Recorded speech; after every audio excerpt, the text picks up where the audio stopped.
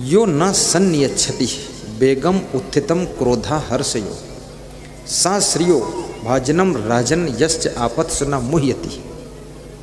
विदुर जी कहते हैं, धृतराष्ट्र, जो क्रोध के आने पर भी क्रोध नहीं करता है और खुशियों के आने पर भी दूसरों को दिखाता नहीं है कि मैं कितना खुश हूं, वह व्यक्ति राज्य और लक्ष्मी का अधिकारी बनता है। राज्य और लक्ष्मी का अधिकारी बनता है। इसलिए अपनी खुशियों को भी पचाना सीखना, और यदि क्रोध आ जाए तो उसको पी जाना सीखना, क्योंकि क्रोध में लिया गया निर्णय आपके भविष्य को बिगाड़ देता है। कभी कभी राजनीतिक क्षेत्र में तुम्हें आगे बढ़ने के बहुत चांस थे, लेकिन तुम्हारे क्रोध ने तुमको ढकेल कर पीछे कर दिया। गुस्सा में आकर के तुमने हाई कमान को अंड बंड बोल दिया। बोलने से पहले तौल लीजिए किसको क्या बोलना है, क्योंकि मुख से निकली हुई बोली, बंदूक से निकली हुई गोली, इस पर तुम्हारा कंट्रोल खत्म हो जाता है। उस पर थोड़ा विवेक कर लीजिए। इसलिए जो बहुत बुद्धिमान होते हैं वे बहुत कम बोलते हैं, जो मीडियम बुद्धिमान होते हैं वो थोड़ा मध्यम बोलते हैं, और जो कम बुद्धिमान होते हैं फिर बहुत बोलते हैं। और उनसे कहो तुम जरा चुप रहो तो कहते मैं क्यों चुप रहूं, कोई चुप नहीं रहता, मैं भी चुप नहीं रहूंगा। और मौन की शक्ति को पहचानो। जब आपके घर में कलह कलेश ज़्यादा बढ़ रहा हो तो आप थोड़ा मौन की साधना कीजिए। कभी राम बन के, कभी लक्ष्मण बन के, कभी भरत बन के, कभी शत्रुघ्न बन करके रहिए। 4 in 1 आपकी लाइफ में होना चाहिए। कभी आवश्यकता हो तो राम जैसा रूप बनाइए, और जरूरत पड़ने पर लक्ष्मण जैसे सेवक बन करके अपने भाई को मदद कीजिए, साहसपूर्वक संघर्ष कीजिए। और कभी भरत बन करके प्रेम का रूप खड़ा कर दीजिए, और कभी शत्रुघ्न बन करके मौन की साधना कीजिए। शत्रुघ्न मौन का रूप है, भरत प्रेम का रूप है, और लक्ष्मण सेवा का रूप है, और राम तो आनंद का रूप है। याद रखना, कभी आनंद में भी रहा करो, कभी सेवक बनकर सेवा लक्ष्मण की तरह कर लिया करो, और कभी भरत जैसा प्रेम भी कर लिया करो, और कभी मौन होकर के थोड़ा मुस्करा दिया करो। जिंदगी में हर रूप आपको अपनाना पड़ेगा, तभी आपकी ज़िंदगी में शांति आएगी।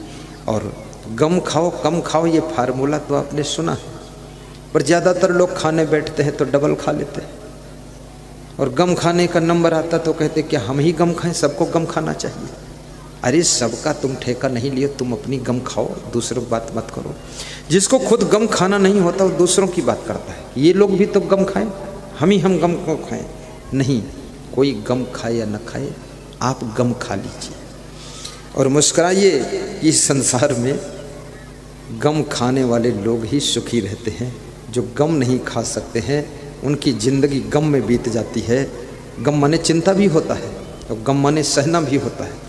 जो गम खा लेते हैं उनकी ज़िंदगी की गम कम हो जाती है, और जो गम नहीं खा पाते हैं वे दुनिया से खुद ही कम हो जाते हैं। इसलिए गम खाना भी सीखो। जिन्होंने राजनीतिक पार्टी में गम नहीं खाया वो पार्टी से कम हो गए, अलग हो गए, और जिन्होंने घर में गम नहीं खाया वो घर से अलग थलग हो गए, और जिन्होंने आश्रम में गम नहीं खाया वे साधु बनकर भी अलग थलग हो गए। गम खाने वाले लोग ही एक धागे में जुड़ करके रह सकते हैं, और गम खाने वाले लोग प्रेम के धागे को मजबूत कर सकते हैं। और जो गम खाना जानता है वही क्रोध की आग को बुझा सकता है और शांति के अमृत का पान कर सकता है। यदि पिताजी की थोड़ी गम खा लोगे, वाइफ की थोड़ी गम खा लोगे, पति की थोड़ी गम खा लोगे, इसमें छोटे नहीं हो जाओगे। एक कमिश्नर के यहाँ मेरी पधरौनी थी, जलपान था, नाश्ता, तो उसकी पत्नी को टाइम नहीं मिलता था कमिश्नर को समझाने का, तो मेरे सामने ही उनको समझा रही थी। तो कमिश्नर मुस्कुरा रहे थे। कमिश्नर बहुत बड़ा वक्ता था, तो हमने कहा कुछ आप नहीं बोल रहे हो, ये बोलने का स्थान नहीं, ये सुनने का स्थान है। यहाँ हमारी पत्नी का नंबर रहता है, ये प्रवचन देती है, मैं सुनता रहता हूँ। तो मैंने कहा इससे फ़ायदा क्या? बोले फ़ायदा ये पूरे घर का लोड इसी के ऊपर है, हम तो निश्चिंत रहते हैं, और ज़्यादा हम बोलेंगे तो ये लोड छोड़ देगी तो पूरा लोड मेरे ऊपर आएगा, इसलिए बोलने से कोई फ़ायदा नहीं है। इसको धन्यवाद दे देता हूँ। बहुत बड़ी बात है। जो लोग पूरा लोड लिए हुए हैं उनकी बातें थोड़ा बैठ करके प्रेम से सुन लिया करो, और उनकी थोड़ी प्रशंसा भी कभी कभी कर दिया करो। मैं नेपाल में गया आज के 30 से 31 वर्ष पहले पहली बार।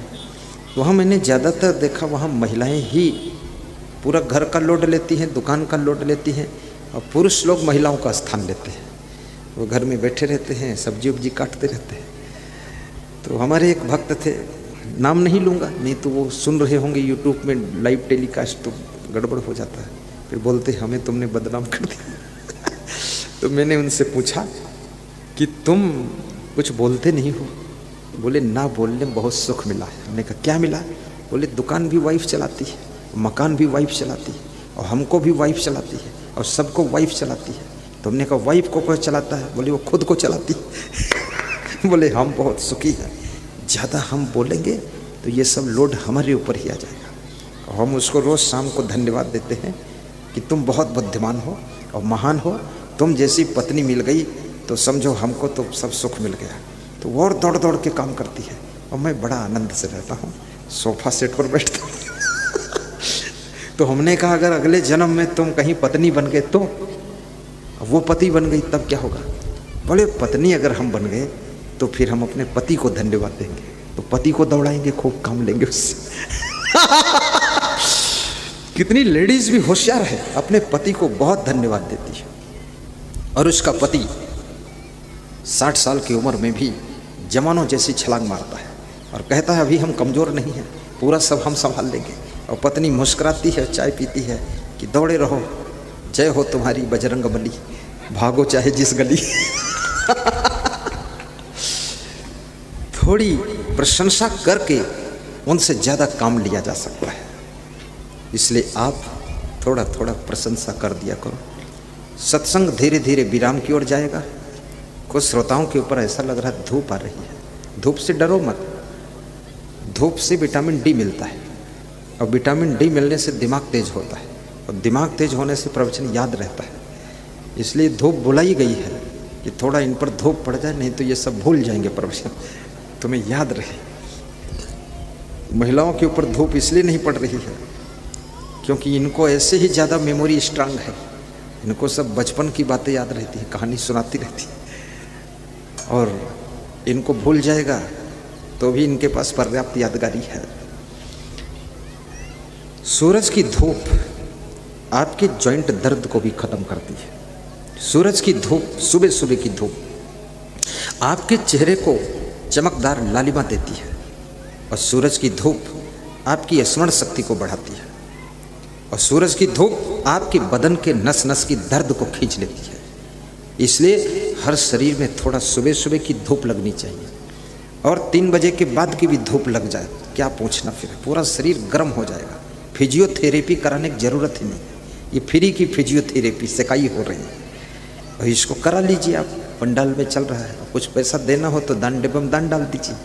ये फ्री सेकाई सबकी कर रहा हूँ, और इससे आपका स्वास्थ्य अच्छा रहेगा।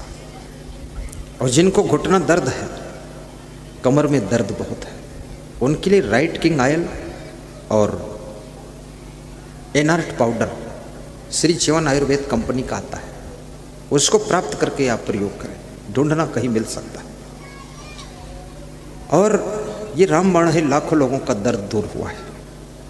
लेकिन मैं कहूँगा आपके घुटना में यदि दर्द है तो आप शक्कर खाना कम कर दीजिए। घुटना में यदि दर्द है तो घुटने का व्यायाम शुरू कर दीजिए।